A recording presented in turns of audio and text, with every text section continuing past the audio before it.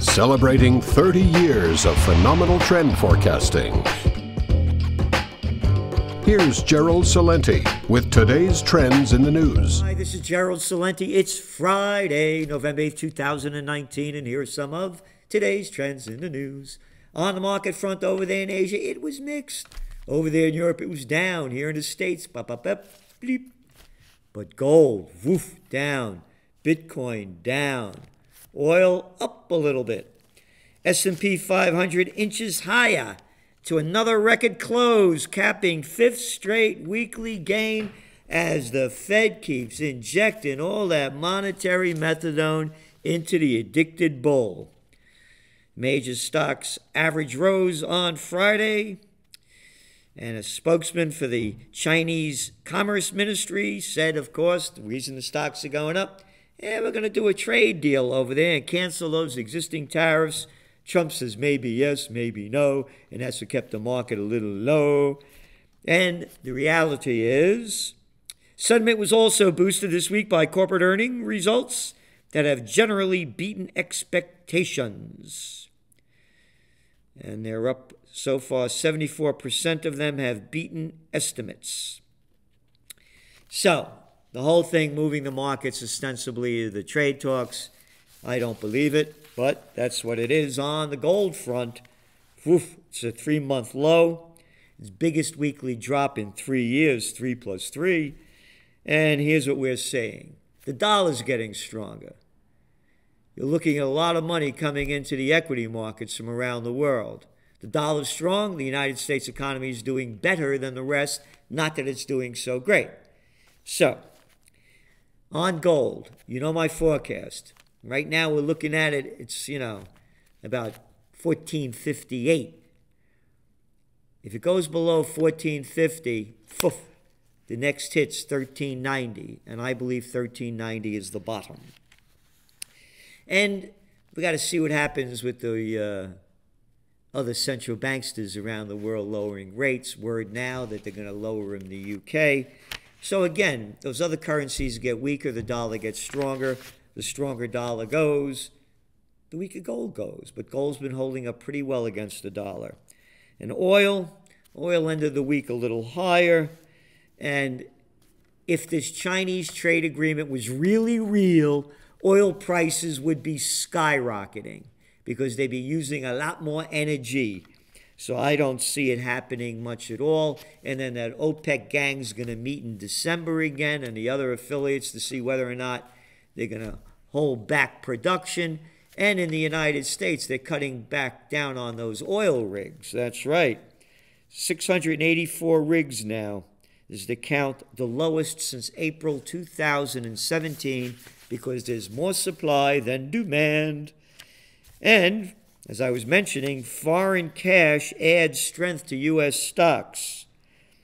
Foreign private holders of U.S. stocks hit a record of $7.7 trillion as of July. You look at the chart, it's a straight line up. You're seeing a real divergence between growth prospects in the U.S. equity markets and the rest of the world, said one of the analysts. So, that's where we're at. The United States is doing better than the rest. The markets are overvalued. It's about a 26 PE ratio when in 16.8 is the proper one on average. Wall Street reduces quarterly forecast for U.S. corporate earnings. You ready for this? This is out of the Financial Times. You don't get this out of the U.S. media. To just 0.8%. With nearly 4/5 of America's largest companies having reported their third quarter figures and updated investors on the outlook, earnings are forecast to rise just 0.8% in the final 3 months of the year.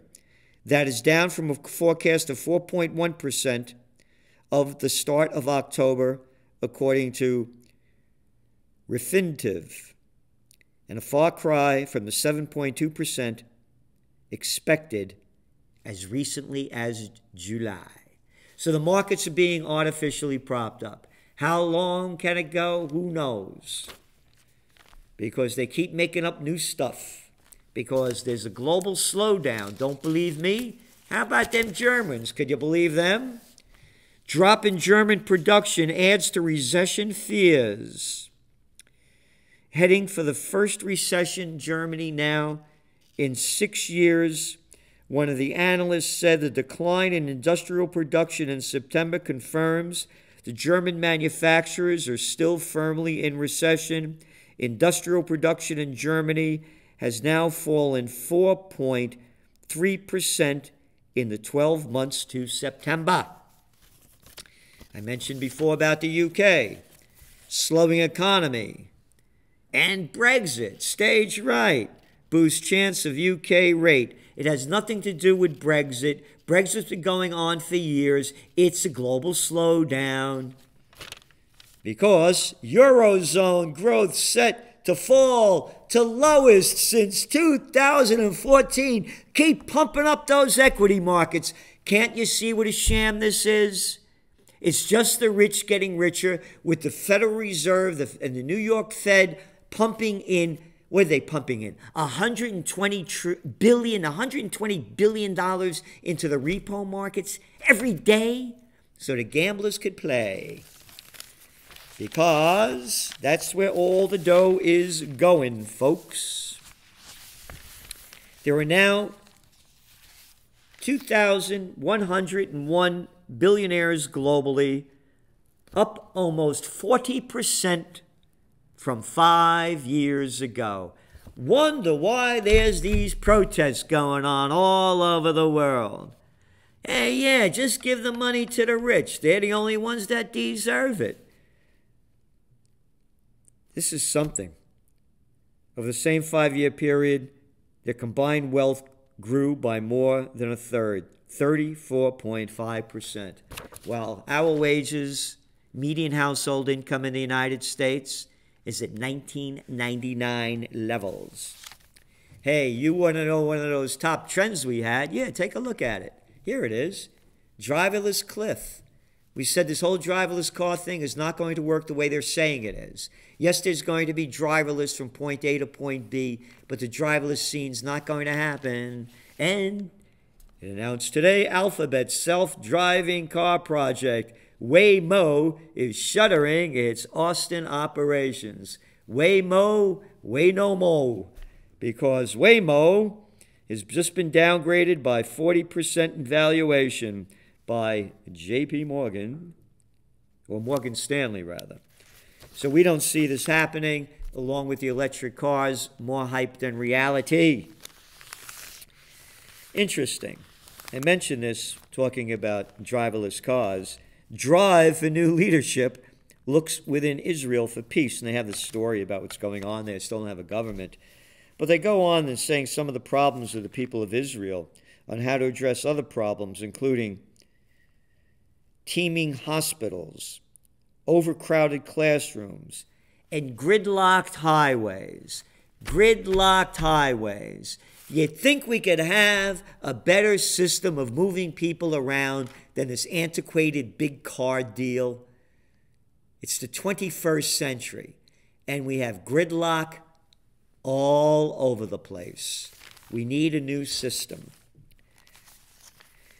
China's stuttering stimulus weighs on global growth. Another story from the Financial Times.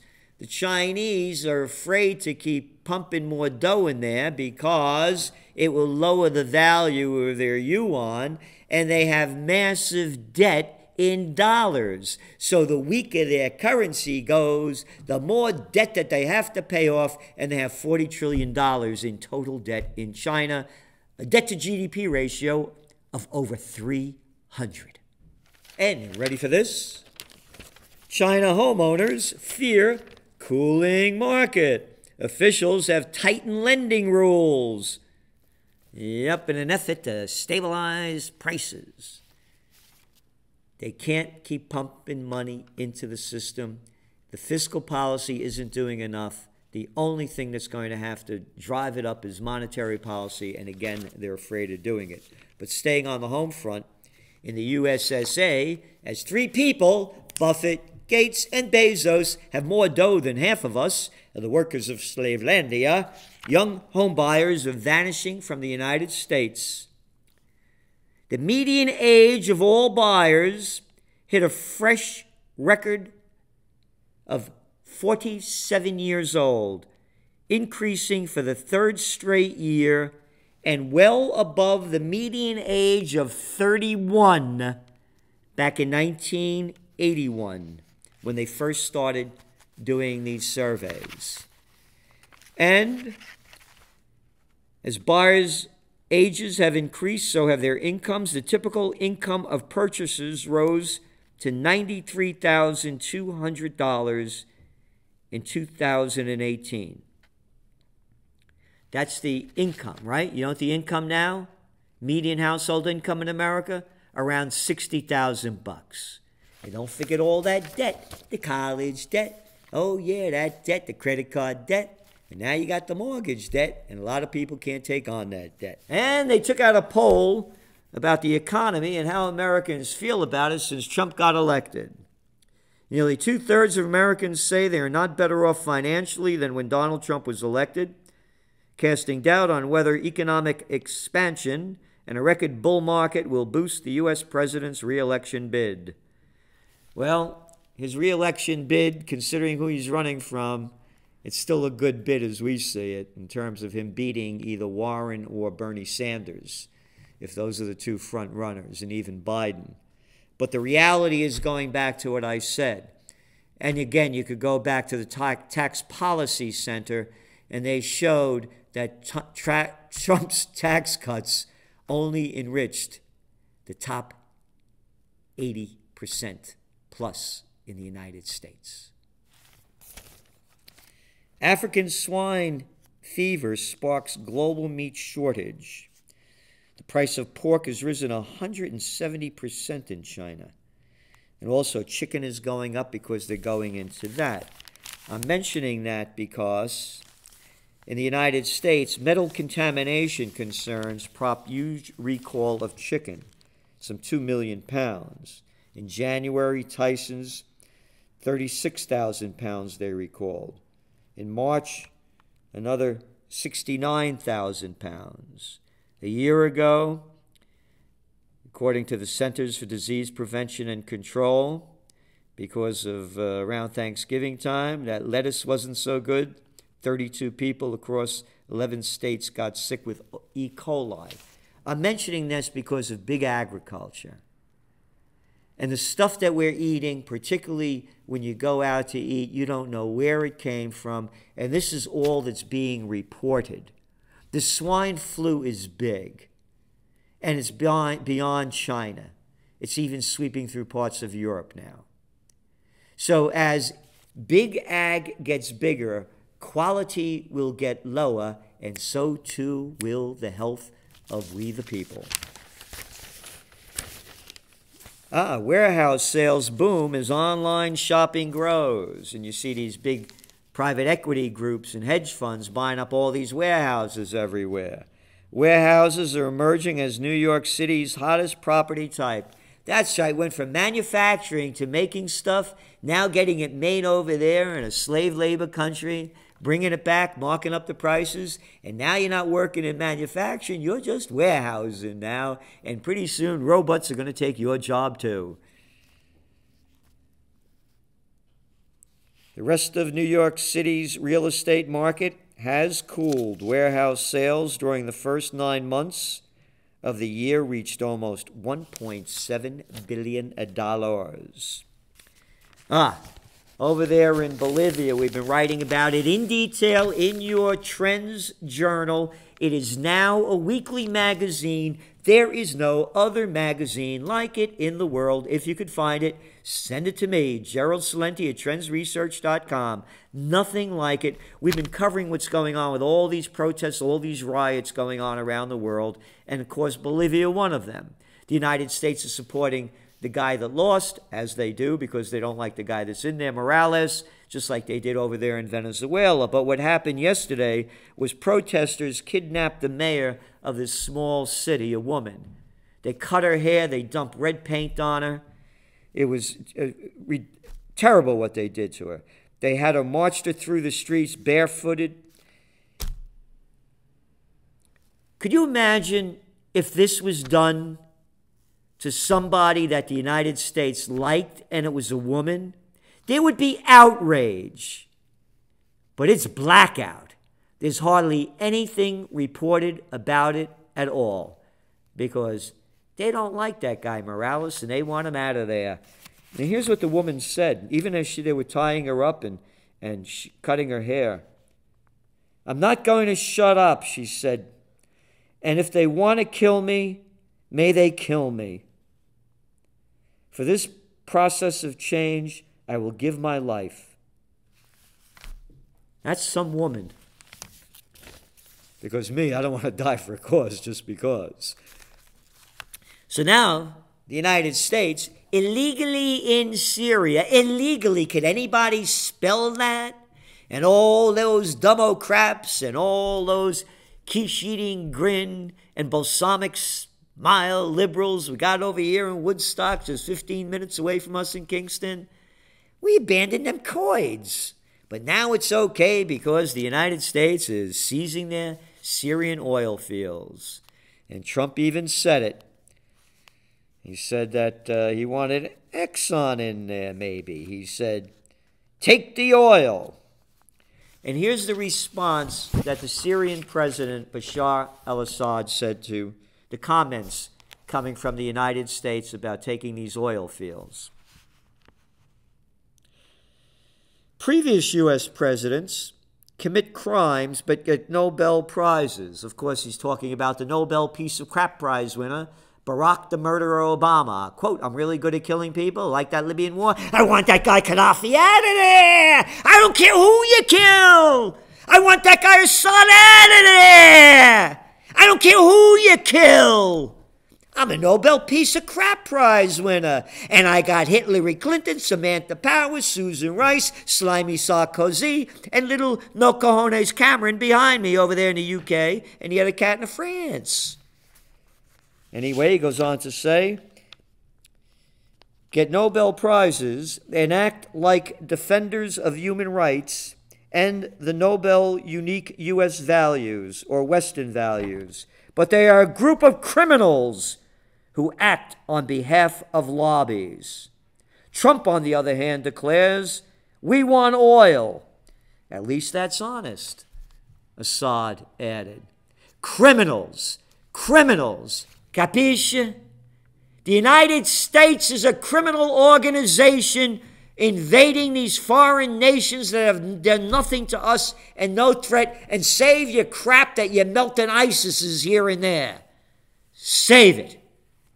You're causing more people to hate you by destroying their nations, killing everybody that they love, and leaving no future for them. So if a foreign country came over here and destroyed the joint, would you want to get even with them? Oh, yeah, they'd be militants, we'd be, if we were attacking the people that attacked us, and we'd be terrorists by the propaganda prostitutes. U.S. to build 2 more bases in Syrian oil region. Isn't that great? Where are all you slimy little liberals? Where are all you Democrats? Occupy peace is the only way out of this. Without peace, there's no joy, there's no beauty, there's no liberty, there's no love. There's just more of this sick crap by sick individuals that are destroying life on the planet. Speaking of sick individuals, Medicare for All's system won't pass, says Clinton. Yeah, the New York Times, the toilet paper record, hired her to do a gig yesterday. Here's how they call Hillary Clinton. Here's how they define her. A longtime leader of her party's moderate wing. Moderate wing. Oh, yeah, you remember that video, right? That when she's doing the interview on CBS and they ask her how she felt when Gaddafi was murdered. We came, we saw, he died. That's the moderate wing of the Democratic Party. A murderous wing of wing nuts, out of their minds, sick people, Republicans and Democrats. It's the USSA. And then, finally, heart failure deaths increase. The death rate from chronic debilitating condition rose 20.7% between 2011 and 2017. This is in the United States. And you know why? Goes back to swine flu, goes back to recalls of all that chicken and lettuce and other stuff, because people are eating crap, garbage. And until people get healthy, physically, emotionally, and spiritually, this thing keeps going down. But it's going to go back up when we occupy peace, because when you're in peace, you're in better health. This is Gerald Celente, and that's some of today's trends in the news.